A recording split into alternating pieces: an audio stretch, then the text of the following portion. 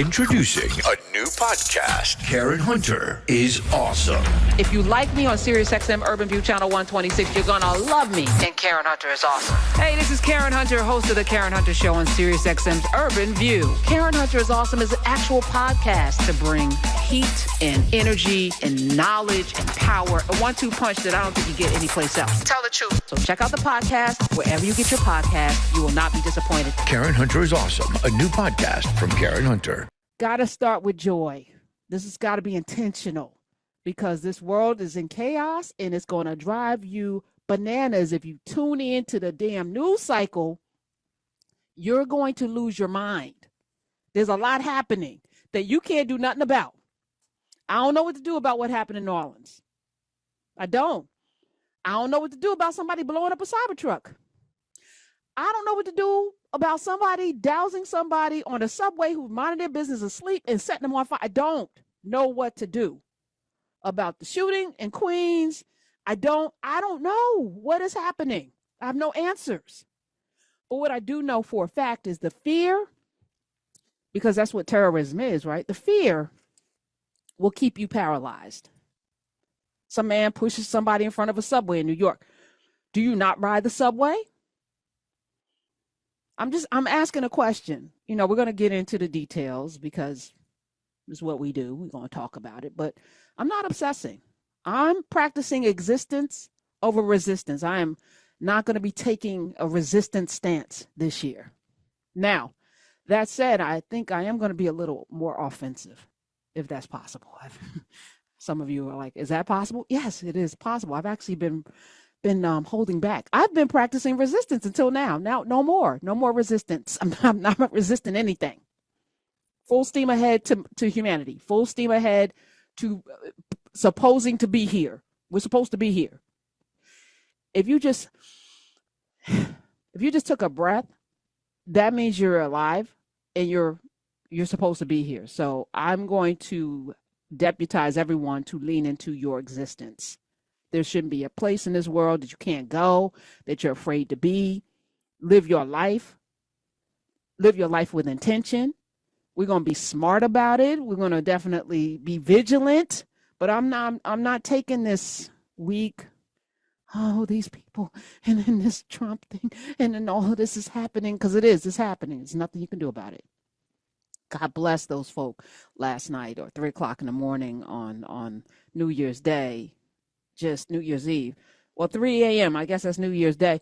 You know, I'm sure they were having fun. It's New Orleans. It's beads and boobies and fun, drinking. It's all kinds of music and jazz. It's beautiful to have somebody barrel their car through and kill 15 people who were minding their happy business. I don't know what to do about that. So I'm not going to spend a lot of time. I will talk about it.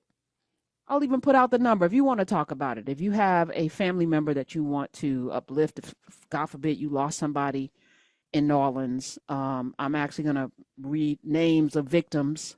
Not going to spend a whole lot of time on the very small, corroded morally, and I don't even know how to describe this demon.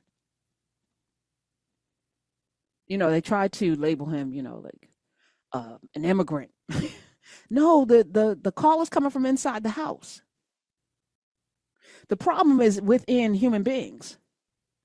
And you can't legislate this away. There's not enough policing that's going to fix this. This problem is internal. It's within the fabric of the country. And until we start to really, and this is an individual, this is why I'm leaning into, like, what is it that you can do? Okay, do the things that you can do. Do all of the things that you can do. Because that's what you have control over. That body that you've been gifted, however it's functioning, it's yours. It's yours, so own it. That's what you can control. You can't even control your grown children. Some of you need to leave them be.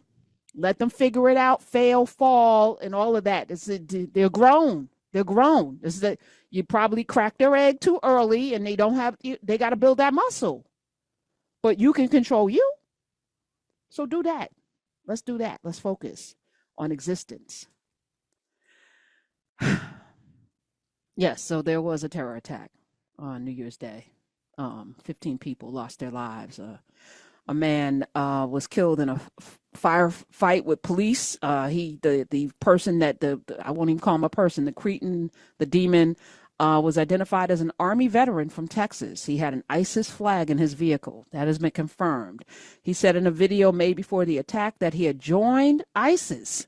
A man that was in the Army joined ISIS. He was in Afghanistan. What did he see over? I got questions, but I'm gonna wait. I have questions because I don't know the through line from fighting for this country, fighting in a war, to joining ISIS. I don't know what that through line is. The Sugar Bowl, a lot of attention on the Sugar Bowl. Of course, we're in gladiator games. So the Sugar Bowl, the Super Bowl, all of these bowls, distract. And there's a lot of police because they're not going to mess with their money. This is about the money right now. They lit that tree after Luigi killed that CEO. They going to light the tree because that's money. We got a TV show and people showing up and tourism. We going to light that tree. We going to have that Super Bowl. We're going to have that Sugar Bowl tonight. So that's all of that happened. They actually went to this Cretan's house. He had been arrested, actually. They went into his arrest record. 2002 in Houston for theft involving somewhere between $50 and $500, according to court records. So he was arrested for stealing. He apparently had gotten a divorce. He was a real estate person, maybe. There's a video of him talking about real estate in Texas. He's wearing a wedding ring, but apparently he's divorced, financial troubles, sued for delinquent child support back in 2012, divorced in 2016. So is this the same child that I don't know? Again, all of these details matter not to the people who aren't here and their family. So I'm going to lean into the existence, not all of the stuff that's going to make you not live your life. When they raided his home, there's more details. They showed him living in squalor. And, those are some facts. A man also, not related, but maybe related, because the man that rented a Cybertruck and pulled it in front of a Trump hotel in Vegas also apparently served in Afghanistan the same time that this person served in Afghanistan and was in the military. I don't know what's going on. I'm just going to give you all the facts. You draw your lines and conclusions, but I'm not spending a lot of time assessing because I don't know. This is all very strange. It's all very strange. But I do want to read some of the names of the victims from the New Orleans massacre. The suspect rammed over them with a vehicle. It's very Heather Heyer-like, except times 15. First victim of the terror attack is identified as an 18-year-old Nakira Dedeaux. Dedeaux, Dedeaux. I'm sure that's French. Nakira Dedeaux from Gulfport, Mississippi. She was due to start a nursing program at Blue Cliff College on January 13th. So she was there partying, getting ready to have the rest of her life at 18, going into a nursing program, which we need desperately, nurses. We do. She came to New Orleans, of course, to celebrate the new year. Second victim, 37-year-old Reggie Hunter, no relation. Warehouse manager, father of two. He was from Baton Rouge. He decided on a whim to go to Bourbon Street, where he and his cousin were both hit. The cousin is still in serious condition. Reggie did not make it. Third victim, 27-year-old Tiger Beck, a Lafayette native, former football player for Princeton. Tiger was kept on life support until his family arrived, after which he made transition. He's the older brother of former LSU player Jack Beck. Fourth victim of the New Orleans attack, 28-year-old Nicole Perez. She leaves behind a 4-year-old. She worked at a deli, and she'd been promoted to manager there. Her son is now in the care of her friends. Fifth victim that I don't have many more, but if you can fill in the blanks, that's great. And usually they don't release the names until the family has been notified. Fifth victim of this attack, 21-year-old Hubert Gothrow. His family had been searching for him for hours until he was found at a local hospital where he died from his injuries. This is crazy. I mean, it's as crazy as sleeping on a train and having somebody douse you with the accelerant and light you on fire as police literally walk by. No one tries to put you out. They just watch you burn. You know, we are in a time, and I was processing as I'm leaning into my existence here and my purpose and, you know, what it means to be in this time. There's a responsibility that each of us have to not abdicate to the nonsense, the chaos, the violence, the horror, because it feels horrible. But if we just, you know, walk away and throw our hands up and it's like, oh, well, then it doesn't change. We have to be leaders by example. So I, spent a good deal. I actually had a great time off, put some things in motion. You know, I'm very plotted and planned and wrote everything out. I have this whiteboard and I got, it looks like a beautiful mind, all of these little pieces in place and lines drawn and things that I am resolving to do in 2025, which I don't typically do New Year's resolutions in a very traditional way. I have my daily planner, which I posted on Instagram that I get every year. I've been doing that since I want to say 1997, I think is the first time that I had a daily planner. The New York Daily News gave them out. And so every year that I was there, it's a little brown planner. I loved it. And when I left there, I continued the tradition, except for a couple of years where I decided to go digital and my plans didn't turn out. And I realized that there was something very spiritual about making your plans plain and writing them down. There's something very intentional about writing down your plans with your hands, with your fingers, and putting it on paper.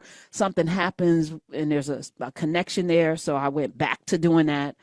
And I will admit, you know, while I didn't achieve all of my plans last year, you know, I was supposed to get down to a certain weight. That didn't happen.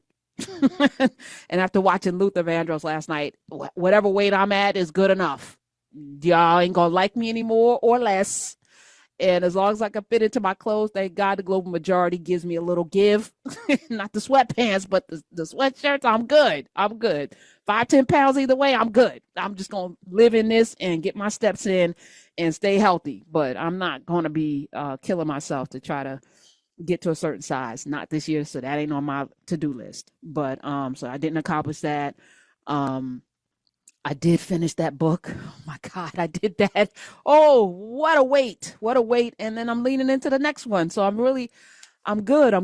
But you know, I sat down and did this whole thing and it's like, what are we going to do beyond this? And it's more of this. I was driving around listening to Urban Review Morning with Lamont King and Dr. Greg Carr. It was nice.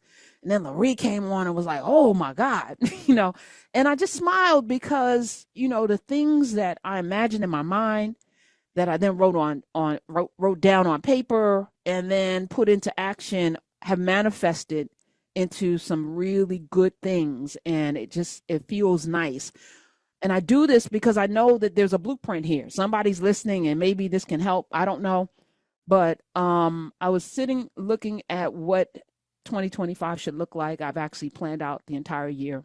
And we'll see how it goes. But I'd love to hear from you guys. 866-801-TALK.